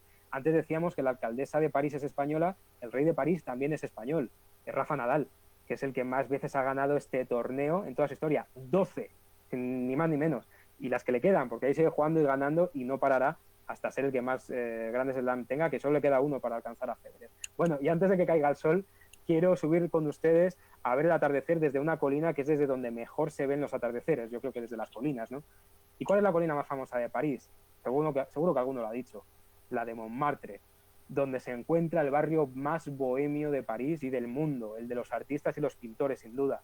Junto con el barrio latino es el más típico y bello de todo París, el más pintoresco, es una delicia pasear por sus callecitas. ¿Por qué se llama Montmartre? Unos dicen que viene del monte de Marte, porque aquí había un templo dedicado a este dios, y es que al ser el punto más elevado de París, desde hace muchos siglos, los druidas hacían aquí sus ritos.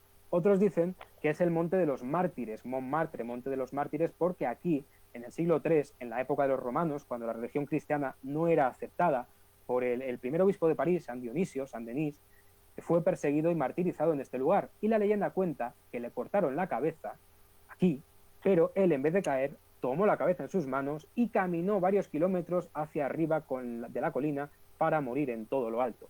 Y por eso ahí se erigieron dos templos, la iglesia de San Pedro, más pequeña, del siglo VII, y ya en el siglo XIX, la imponente basílica que hoy corona, como ven ahí, la colina de Montmartre, majestuosa, de blanco impoluto, que se puede ver desde muchas partes de la ciudad, la Basílica del Sagrado Corazón, el Sacré-Cœur de París, más de 80 metros de altura, mármol travertino, el mismo que usaban los romanos para sus templos, de estilo neobizantino y cuya visita al interior es gratuita y es una auténtica belleza. Pensarán, oye, Fer, pero no es complicado llegar hasta ahí arriba, hasta esta colina. ¿Cuánto les va a costar a los viajeros? Pues miren, uno de los puntos fuertes de Travax, yo siempre lo digo, es que no les va a costar nada, cero. Porque Travax es la única agencia de todas de toda la competencia que tiene la subida a Montmartre incluida en el tour. Y es que ya saben que una de las cosas incluidas en el Europa, como ha dicho antes Ángel, es un almuerzo en un restaurante típico parisino. Y ese restaurante está aquí arriba, a los pies del Sagrado Corazón. Es decir, que los clientes no tendrán que pagar nada por subir porque ya lo subimos nosotros, al considerar que este barrio es absolutamente imprescindible verlo. Comeremos un almuerzo típico en este restaurante, antiguo cabaret, para después tener tiempo libre para ver cosas, por ejemplo, en esta zona, el primer cabaret de la historia de París, ahí arriba a la derecha, el conejo ágil, ahí le ven saliendo de la cazuela para no ser cocinado. Aquí se hacían exposiciones de cuadros, conciertos, la gente iba a tomar algo mientras disfrutaba de la cultura, un concepto muy diferente al show tan grandioso y espectacular que hoy es el cabaret parisino, que es la forma que desde siempre han tenido los parisinos de divertirse, ¿no? París es sinónimo de cabaret. Y al lado de este cabaret, a la izquierda lo ven, uno de los muchos viñedos en esta colina. Y es que ya saben que Francia, junto con España, es el mayor y mejor productor de vinos de todo el mundo. Por eso en la comida siempre tenemos incluido el vino, algo que enamora a los clientes. Yo les digo por experiencia que la comida del restaurante de París siempre acaba en concierto por parte de los clientes que se ponen a cantar muy felices, especialmente si son mexicanos. Pero, por supuesto, lo más típico, porque son los más alegres, pero, por supuesto, lo más típico de este barrio son, sin duda, sus calles y sus plazas, especialmente la Plaza de los Pintores que ven ahí abajo, y que es, como les decía, Montmartre es desde siempre el barrio de los artistas, barrio de casas baratas pero pintorescas, llenas de colores, donde vivían los artistas que por la mañana pintaban y por la noche se iban a los cabarets a beber absenta y encontrar la inspiración como Toulouse-Lautrec, Renoir, Van Gogh, y aquí verán en esta plaza a todos los pintores que hoy día hacen caricaturas a cambio de dinero o venden cuadros donde han pintado las calles tan bonitas de este barrio, que es sin duda el gran ejemplo del barrio parisino. Seguro que también recuerdan aquella película tan bonita de Amélie, que transcurre casi totalmente en este barrio, una historia de amor muy curiosa y diferente. Bueno, ya estamos terminando este día en París. Obviamente todo esto que estamos haciendo como si fuera un día, en realidad pues lleva un par de días hacerlo, por eso generalmente en nuestros tours en París pues está 2 días y medio, 3 noches. Y es que, bueno, aún no lo he comentado, pero todos ustedes saben que París tiene varios sobrenombres: la ciudad del amor, por ese romanticismo que desprende sobre todo cuando uno pasea por el río Sena o por Montmartre; la ciudad de la moda, por todas las tiendas que hemos visto en los Campos Elíseos o en la calle Rivoli; y principalmente la ciudad de la luz, la Ville Lumière.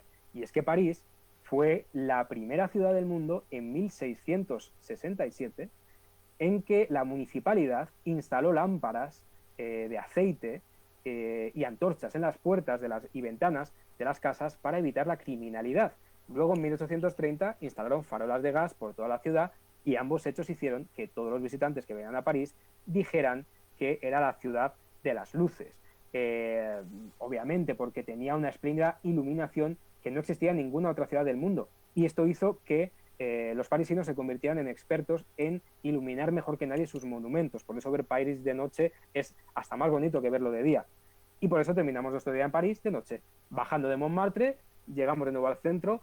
Vamos a encontrar lo primero, una de las cosas más típicas que nos encontramos en París, que son las famosas galerías Lafayette, que me encantan, los grandes almacenes, los más grandes y visitados del mundo, 20 millones de visitantes al año.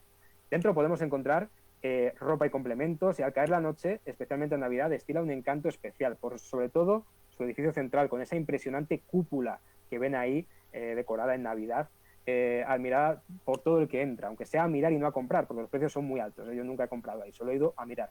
Y es que aquí en esta zona, justo delante de las Galerías Lafayette, nos encontramos uno de esos monumentos de París lujosos al máximo. Cuando uno lo ve, se queda con la boca abierta. Yo creo que el edificio de ópera más bello construido jamás. La Ópera de París, Ópera Garnier, por el nombre de su arquitecto. Inaugurada en 1875 por orden de Napoleón III. En ella podemos observar las espléndidas estatuas, alegorías en oro, esos candelabros que la iluminan de manera única, esas columnas, esos adornos, ese techo verde maravilloso, las puertas como por la que entraban los artistas y por supuesto la puerta por la que entraban los reyes con una rampa para que sus coches de caballos les dejaran arriba del todo y no tuvieran que prácticamente andar. Un lugar único en el mundo. Y si desde esa ópera tomamos la calle de la Paz, antiguamente llamada la calle de Napoleón, repleta de las joyerías más importantes del mundo, con marcas como Cartier, Van Cleef, Tiffany, Boucheron, Melegio, Bulgari, llegamos a la que es sin duda la plaza más selecta y lujosa de la ciudad, y casi que de Europa, la coqueta Plaza Vendôme, una plaza diseñada a finales del siglo XVII por Jules Mansart, que es el mismo arquitecto del Palacio y Jardines de Versalles. En su centro hay una figura, una enorme columna hecha por Napoleón, con él arriba del todo, ¿no?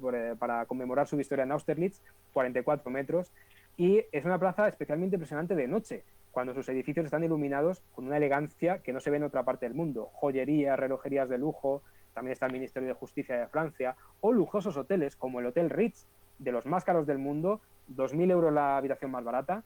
Aquí, en una de sus habitaciones, vivió durante 34 años Coco Chanel, de la que antes hablábamos. En este hotel murió. Hoy día se puede dormir en la misma habitación en la que ella tenía su hogar por 18.000 euros la noche, o 28.000 si son fechas señaladas como Navidad.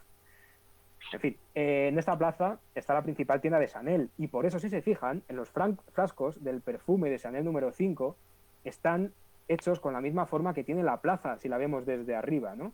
Fíjense cómo tiene esa misma forma. Y también en este hotel, en el Hotel Ritz, el día 31 de agosto de 1997, tomaron su última cena Lady Di, la princesa de Gales, y su amante Dodi Al-Fayed, el heredero de los grandes almacenes Harrods de Londres.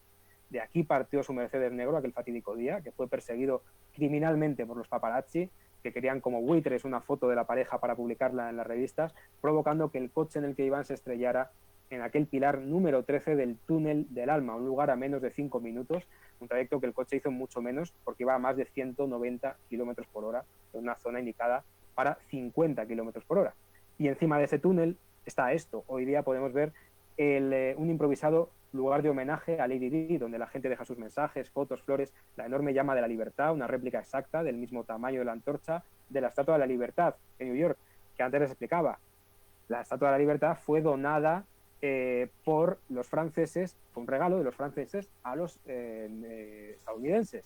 Y entonces, ¿qué pasó? Que luego, a cambio, los americanos, los norteamericanos, le dieron dos estatuas más pequeñitas, y una de las cuales la vemos aquí, otra la hemos visto antes en los Jardines de Luxemburgo, y esta antorcha, que hoy en día pues es el sitio donde se conmemora Lady Di. ¿Y quién diseñó la Estatua de la Libertad? La de Estados Unidos, la de Nueva York. Pues un señor llamado Bertoldi, pero el armazón interior lo hizo un ingeniero, el más famoso yo creo que ha habido en Francia y en el mundo. Un señor llamado Gustavo Eiffel. Yo creo que no exagero si digo que el monumento más importante de este señor, que lo ven ahí asomando al otro lado del río, es el más famoso de todo el mundo entero, el símbolo de París, de Europa, de Francia, de todo. Probablemente uno de los símbolos que primero enseñaríamos a un extraterrestre si viniera a nuestro planeta, la maravillosa Torre Eiffel, la gran dama de hierro, ese amasijo de metal con curvas seductoras que ha maravillado y al mismo tiempo contrariado a tantos millones de personas desde que se inauguró hace ya 131 años. Y es que, como ya hemos aprendido, la Revolución Francesa, que fue en 1789, 100 años después, para conmemorar el centenario de la Revolución, que trajo a Francia la igualdad, la legalidad y la fraternidad, fue el momento clave para el paso a la edad moderna y contemporánea. Se celebró en París una exposición universal. Y como toda exposición universal, se debía construir un símbolo, un monumento, alguna construcción que se pudiera montar y después desmontar y que diera la bienvenida a los visitantes a esta exposición, que se montó en los campos de Marte, al lado, como no, del río Sena. Así que se hizo un concurso para ver qué monumento instalar y después de meses debatiendo ideas, finalmente el despacho de ingeniería de Gustavo Eiffel ganó el concurso e hizo esta maravillosa estructura con esos obreros que estuvieron trabajando durante 2 años y 2 meses, que no estaban de acuerdo, además que hicieron huelgas, se tardó mucho más porque hicieron huelgas porque no estaban de acuerdo con que su obra se desmontara unos años después, tras tantísimo trabajo y esfuerzo. Y es que efectivamente se iba a desmontar unos años después la Torre Eiffel. Finalmente se hizo, estuvo hecha para la inauguración de la feria. A la sociedad parisina no le gustó nada porque era una defesio de hierro, le parecía un andamio que se habían dejado puesto, vamos, que no pegaba con el estilo tan palaciego y elegante de la ciudad, pero ahí estaba ella, con sus 300 metros de altura, convirtiéndose en la estructura más alta del mundo en aquel momento, superando el monumento de Washington y a la Catedral de Colonia en Alemania, que eran los más altos del mundo. 7.300 toneladas de hierro, 60 toneladas de pintura, que además hay que pintar cada pocos años, 2.500.000 remaches para más de 18.000 piezas metálicas, 5 ascensores, 1.700 escalones, casi nada. Y dirán, ¿pero no iban a desmontarla tras la feria? Pues sí, pero pasaron 2 cosas fundamentales. Primero, que a la gente le empezó a gustar mucho y venían de todas partes del mundo a visitarla. Hoy día la visitan más de 7 millones de personas cada año. Y sobre todo, que se dieron cuenta de que una estructura tan alta era perfecta para instalar una antena de radio que sirviera para las comunicaciones, especialmente en tiempos de guerra para el ejército. Así que Eiffel presionó para que el ejército presionara a su vez al gobierno para que se mantuviera con esa antena que hoy hace que mida 324 metros de altura. Aunque hay que recordar que no fue suficiente para que los nazis acabaran llegando a París y se quedaran aquí durante un par de años. Esa foto que se hizo Hitler, este selfie que se hizo cuando vino a París de visita, una visita nada amigable. Y hombre, ya que uno viene a París y se acerca a ver la Torre Eiffel, yo creo que lo recomendable es subir.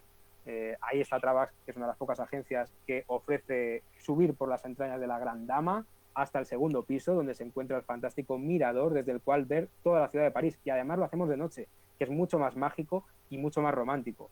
Si no me creen, fíjense en esta foto, porque desde luego ver la torre desde dentro iluminada con sus miles y miles de bombillas es una experiencia única en la vida. Y bueno, podríamos estar horas y horas hablando de la torre, de su belleza. Yo creo que lo que tienen que hacer es venir a verla y disfrutarla con los 5 sentidos. Y bueno, ya se nos acaba el día en París, ya es de noche, desde hace un rato, así que les propongo cerrar este día de la mejor manera que sabemos los latinos, que es divirtiéndonos. Por la noche hay muchas maneras de divertirse, muchos espectáculos en el mundo, pero solo hay uno en el mundo que combina casi todos los espectáculos. Y es que la manera más elegante, colorida y sobre todo llena de luz que se ha inventado nunca, la hicieron los franceses y se llama el cabaret. No piensen que un cabaret es lo que se entiende en otros países, ¿eh? No, en Francia el cabaret es un show con muchas cosas, no es un striptease ni nada de eso. Antes les decía que los primeros cabarets de París eran los pequeños locales donde se servían copas, se hacían exposiciones. Poco a poco los clientes necesitaban algo más, querían más diversión y se empezaron a organizar bailes, conciertos, malabarismos, todo junto en un mismo local. Y empezaron a surgir nuevos lugares, cada vez más grandes, que combinaban todo eso, hasta hacer lo que hoy entendemos por el cabaret, que es el mayor espectáculo del mundo. Siempre hay viajeros que me dicen, oye Fer, yo es que eso del cabaret no me llama la atención, yo no soy de esos espectáculos. Siempre contesto, sí, usted sí es de esos espectáculos porque esto le va a gustar le gusta a todo el mundo. Y si no, mire, me juego una cena con usted, a que si va a salir muy contento de haber ido. Todavía no he perdido ninguna cena, porque quien va a París y no va a cabaret es como si no hubiera ido a París. Puede no comer una crepa, pero no ir a un cabaret no puede hacerlo, ¿no? Crepas hay en todas partes, pero un cabaret parisino no se ve en ninguna parte. Los de Las Vegas son copias malas, ¿eh? No es lo mismo, es la noche más especial que van a vivir mucho tiempo. Se lo digo con total seguridad porque de lo que estoy más seguro es que la de Cabaret de París es la visita que más gusta a todo el mundo, obviamente. Cada vez más operadoras se han dado cuenta que además el mejor cabaret que hay en París es el más grande de ellos, que está en los Campos Elíseos, que es el Lido. Digo que es el mejor porque hay otros. Está el Moulin Rouge, está el Pagadilatán, hay muchos más pequeños, también más baratos, pero lo que van a vivir en el Lido, ya les digo que no lo verán en ninguna otra parte. Aquí, fíjense, aquí actuaron Elton John, Edith Piaf, El Gordo y el Flaco hace muchos años, Shirley MacLaine. Aquí caben 1000 personas dentro, pero sobre todo lo más elegante que he visto nunca, ¿no? Casi 2 horas con mimos, malabaristas, bailarinas y bailarines, música en directo, baile, patinaje sobre hielo, fuegos artificiales, el cancán, en fin. Si conocen el Cirque du Soleil, el Circo del Sol, el espectáculo del Lido lo hizo el mismo director artístico y es la mezcla perfecta entre el Circo del Sol y un cabaret. Además se renueva cada poco tiempo, no como otros cabarets que tardan como 20 años en renovarse. Si miran en YouTube no van a encontrar vídeos del espectáculo actual porque está protegido por derechos de autor, los encontrarán los antiguos. Créanme que la única manera es venir y verlo. En fin, creo que es la mejor manera de despedirse de París, viendo un show maravilloso. Además, en este show del Lido se llama Las Maravillas de París porque se hace un recorrido con todos estos efectos especiales por los lugares que ya hemos visto en este día, ¿no? En París, que yo les he resumido en 1 hora, no sé cuánto tiempo llevo, 1 hora y poco. Espero que les haya gustado el viaje, les va a gustar mucho más si vienen a verlo con sus propios ojos, así que muchas gracias a todos por escuchar, que espero que no se hayan dormido, y nada, cedo la palabra a Félix, a Pepus, Ángel, quien tenga algo que seguir contando. Fernando, muchísimas gracias. Bueno, pues es que todos los comentarios son felicitaciones, Fernando, de verdad. Fernando, me dejaste sin palabras, hermosísima presentación, aplausos. Oye, ya quiero regresar a París. Muchísimas felicidades. Yo creo que fue un viaje virtual que nos hiciste. Todos dicen veces y después de esta presentación quiero volver a ir. Entonces, creo que fue lo que nos hiciste. Y antes de entrar a las preguntas, para terminar con el tema del Lido, me gustaría comentar. Nosotros los tenemos en opcionales y adicional con trabas. Quiero comentarles que tenemos las mejores mesas del show. Las mesas principales son las que tenemos nosotros y adicionalmente tenemos en la cena media botella de champaña. Entonces creo que después de todo lo que nos contó Fernando, de un día espectacular y todo, terminar con un gran show y después vivir media botellita de champaña y estar en las mejores mesas, creo que cerramos con broche de oro en este gran viaje por París, ¿no? Absolutamente. Felicitaciones, de verdad, todas felicitaciones. Alguien preguntaba, Fernando, las edades de las personas. ¿Qué edades pueden entrar las personas al Lido? ¿Al Lido? Sí. Sí, al Lido. Vale, que no se veía bien. A partir de 4 años, todas las personas, de 4 hasta 150. lo que quieran, sin ningún problema. Los niños pueden entrar a partir de 4 años sin problema, y además los niños menores, creo que son menores de 12 años, me parece que tienen algún descuento, creo. No recuerdo la edad exacta, si son 12 o por ahí. Excelente. Mucha gente me está preguntando si esta presentación queda grabada o algo así, que llegaron un poquito tarde para verla. Les digo, claro que sí, en el canal de YouTube de Petra Operadora la pueden ver, y también en la página web de Petra, www.petra.mx, ahí la pueden encontrar y la pueden bajar cualquier cosa. Vamos a ver unas preguntitas, que Fernando se echó una gran presentación. Vamos a ver. ¿Se puede viajar? Ah, bueno.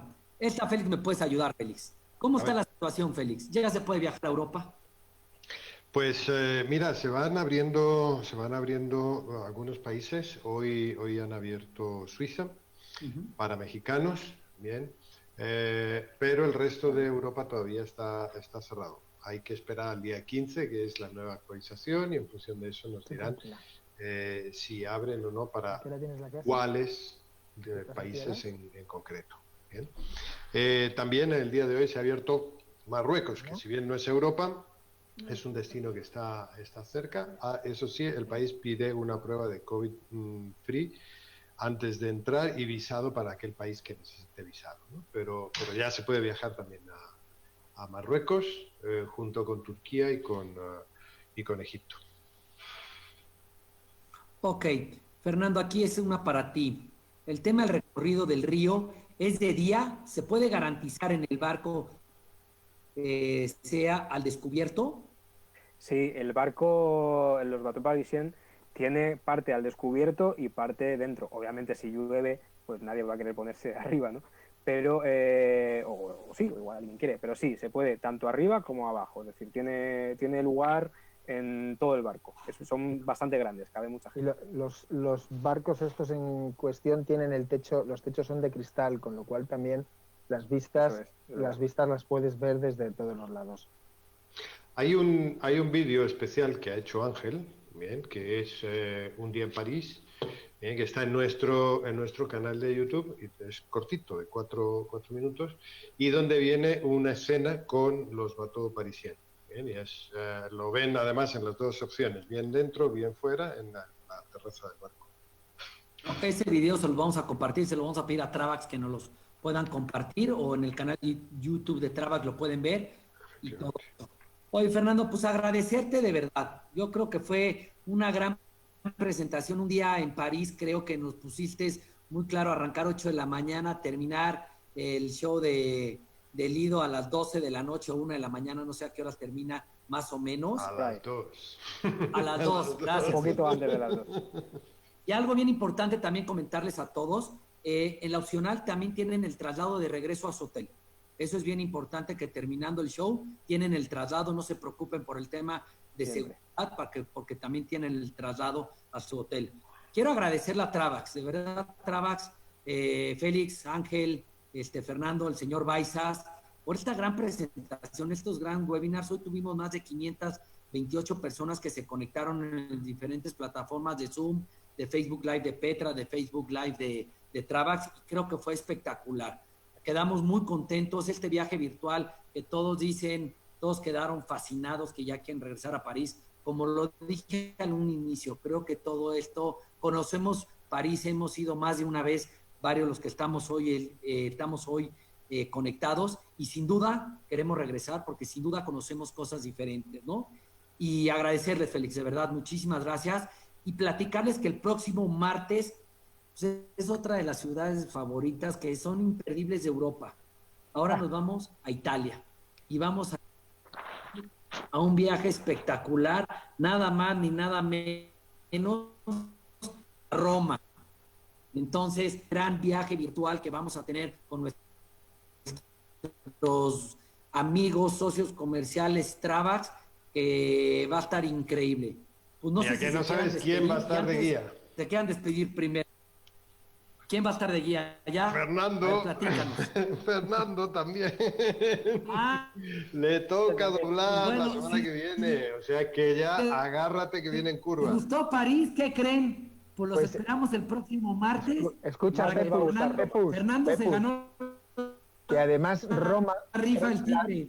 Roma es la ciudad favorita Sí. de Fernando. Eso es. No. Así Bueno. que no te quiere, no. Pues bueno, todos traemos la que te guía digo. de lujo y no tengo duda. No, la de París, sin duda, la de Roma, van a acabar fascinadas con Fernando. Pues Fernando, te agradezco muchísimo, de verdad, todo el apoyo para llevar a cabo estos webinars. Ángel, también te agradezco muchísimo. Félix, al equipo de Travax, que todos los martes nos apoyan para llevar a cabo estos webinars. Muchas gracias, un fuerte abrazo al señor Melchor Baizas por llevar a cabo, por podernos apoyar. Y en unos minutitos ya entramos a los webinars de Petra de México. En esta ocasión vamos a tener a la directora de turismo de San Cristóbal de las Casas, Gabriela Gudiño va a estar con nosotros. Entonces los esperamos ya en unos 20 minutitos que nos conectamos a nuestro martes de Bien.